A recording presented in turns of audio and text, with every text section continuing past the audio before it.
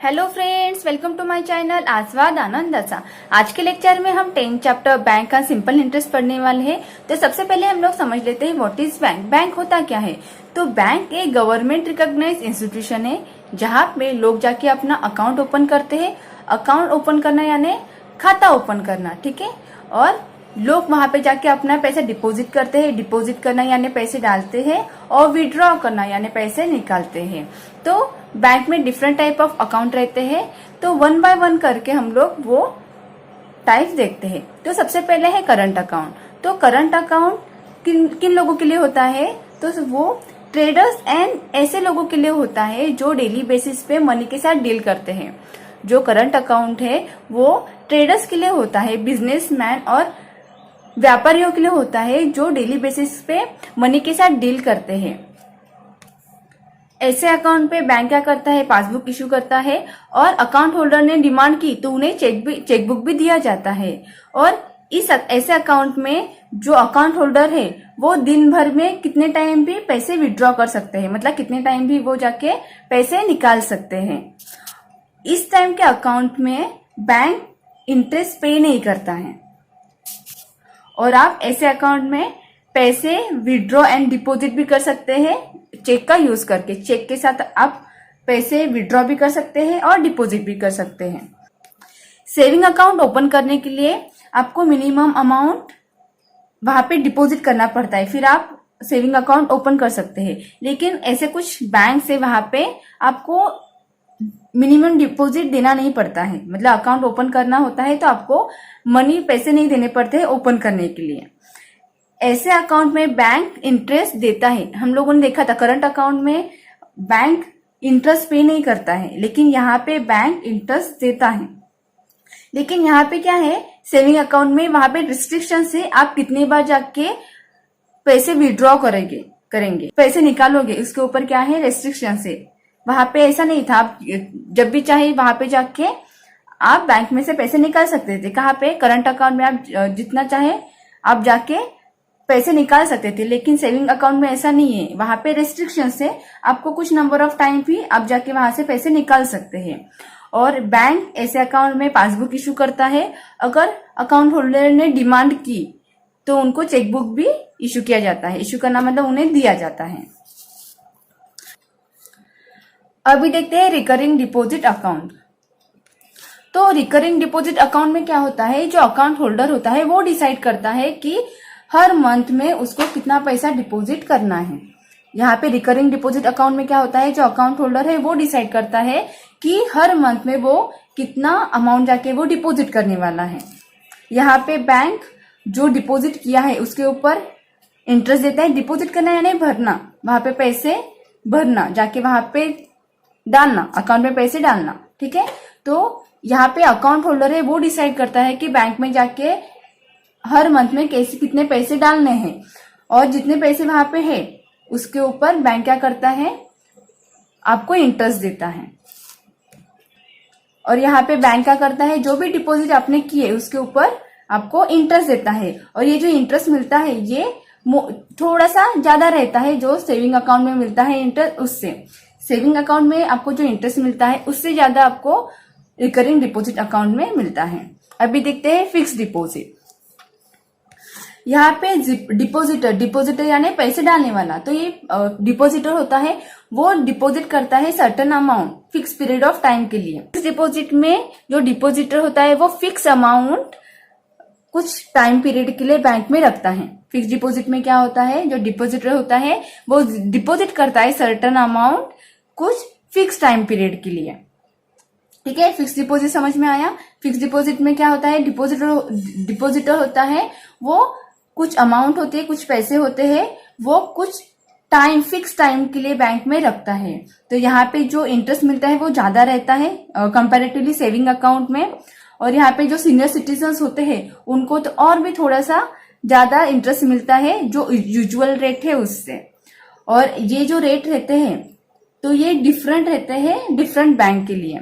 Fix deposit समझ में आया। फिक्स डिपॉजिट में क्या होता है, डिपॉजिट करता है सर्टेन अमाउंट फिक्स टाइम के लिए बैंक में, और यहाँ पे जो इंटरेस्ट मिलता है वो ज्यादा रहता है कंपेरेटिवली सेविंग अकाउंट्स के।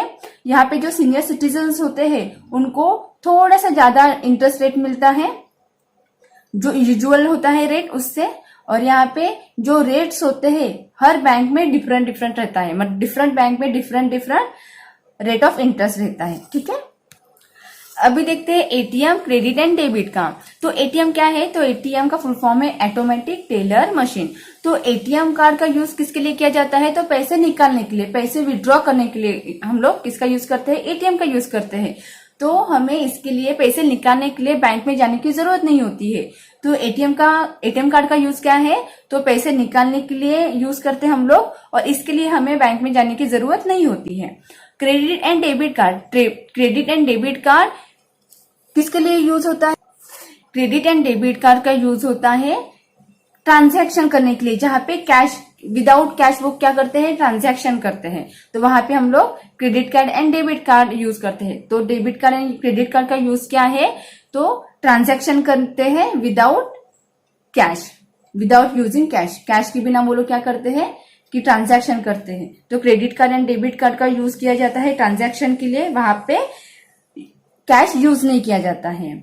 और अगर अकाउंट होल्डर ने रिक्वेस्ट की तो उन्हें ATM card, debit card, credit card ये सब की फैसिलिटी मिल जाती है। क्वेश्चन, सुविधा borrowed a sum of 30,000 rupees at 8% per annum interest for a year from her bank to buy a computer. At the end of the period, she had to pay back an amount of 2,400 rupees over and above what she had borrowed. तो यहाँ पे क्या है, सुविधा ने bank से पैसे लिए, कितने, 30,000 रुपीज, उसको कितने परसेंट रेट से मिले हैं, 8% पर एनम। मतलब एक साल अगर वो 30 रुपीज यूज करेगी तो उसपे ये जो 30,000 आई, एग्जाम्पल देखते हैं। सुविधा borrow a sum of 30,000 rupees at 8% per annum interest for a year from her bank to buy a computer. At the end of the period, she had to pay back an amount of 2,400 rupees over and above what she had borrowed. तो यहाँ पे सुविधा ने 30,000 rupees बोरो किए bank से, किस चीज के लिए, तो उसको कंप्यूटर खरीदने हैं, उसके लिए कितने साल के लिए, 1 साल के लिए।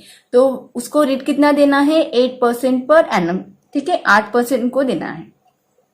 तो उन्होंने क्या बोला है कि जब ये साल कंप्लीट होता है, मतलब जो टाइम दिया है वो कंप्लीट होता है, तो वो कितना पैसा उस ज्यादा देती है, 2,400 रुपीज वो पे करती है, बैंक को देती है। तो यहाँ पे पूछा है कि उसको टोटल कितना अमाउंट उसको पे बैक करना है, बैंक को देना है। तो यहाँ पे देखिए, सबसे पहले प्रिंसिपल समझ लेते हैं। प्रिंसिपल क्या है, देखिए सुविधा ने कितने पैसे बैंक से लिए थे, कितने बोरो करना यानी क्या, उधार लेना। तो बैंक से कितने पैसे उधार लिए थे, यहाँ पे 30,000। तो ये रहेगा आपका प्रिंसिपल, क्योंकि उसने कितने बोरो किए थे, कितने उधार लिए थे, 30,000। तो यहाँ पे प्रिंसिपल हो जाएगा 30,000। अभी rate of interest, rate of interest यानी क्या होता है, अभी देखते हैं रेट ऑफ इंटरेस्ट। तो रेट ऑफ इंटरेस्ट क्या है, तो यहाँ पे प्रतिशत होता है कि जो भी आपने प्रिंसिपल लिया है तो उस प्रिंसिपल पे कितना रेट लगने वाला है। तो यहाँ पे कितना दिया था, 8%। यहाँ पे परसेंटेज बोला, यहाँ पे कितना, 8% उसको पर एनम देना पड़ेगा। तो यहाँ पे कितना प्रतिशत आएगा, रेट ऑफ इंटरेस्ट कितना है, 8% है। अभी यहाँ पे टाइम पीरियड बोला है, टाइम पूछा है, टाइम यानी कितने सालों तक वो यूज करने वाले हैं पैसे। तो यहाँ पे कितना दिया है, 1 साल। तो यहाँ पे कितना आ जाएगा, 1 साल आ जाएगा। टाइम क्या होता है, सुविधा ने ये जो पैसे लिया है, ये पैसे उसने उधार लिए हैं, तो वो कितने साल यूज करने वाली है, यहाँ पे 1 साल के लिए। तो फिर टाइम पीरियड कितना आ जाएगा, 1 साल आ जाएगा। टाइम क्या होता है कि ये जो पैसे लिए हैं वो सुविधा कितने टाइम के लिए यूज करने वाली है। तो यहाँ पे 1 साल के लिए बोला था, तो यहाँ पे आ जाएगा 1 साल।